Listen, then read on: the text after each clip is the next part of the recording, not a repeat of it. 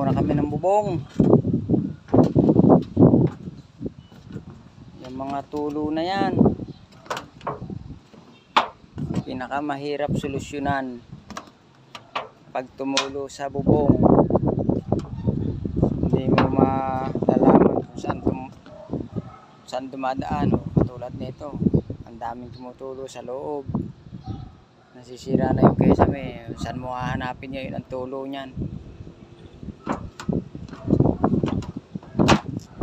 Yan na lang ang nakikita namin na pag dadaanan ng tulo, pag malakas ang hangin, pumapasok sa loob.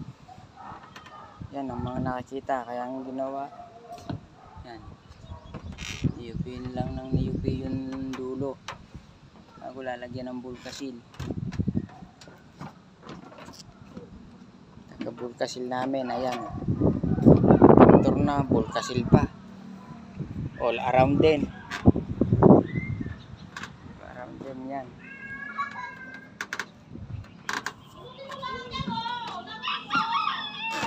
Mga angatan kasi, kaya mahirap solusyonan.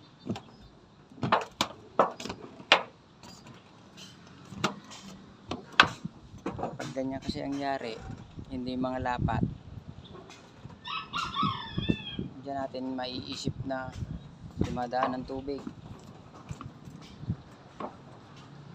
Pag malakas ang hataw ng hangin, malakas din ang ulan, may posible diyan mga magdaanan. Pero kung ikaw lang aakyat, hindi mo malalaman kung saan dadaan. Sa lawak ng bubong na yan, oh. Lawak. Bagong pintura, tumutulo.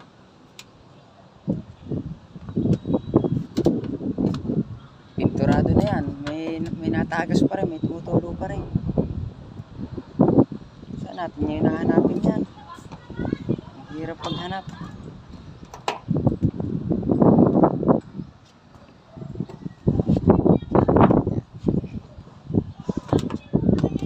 Yan, gawa ng paraan.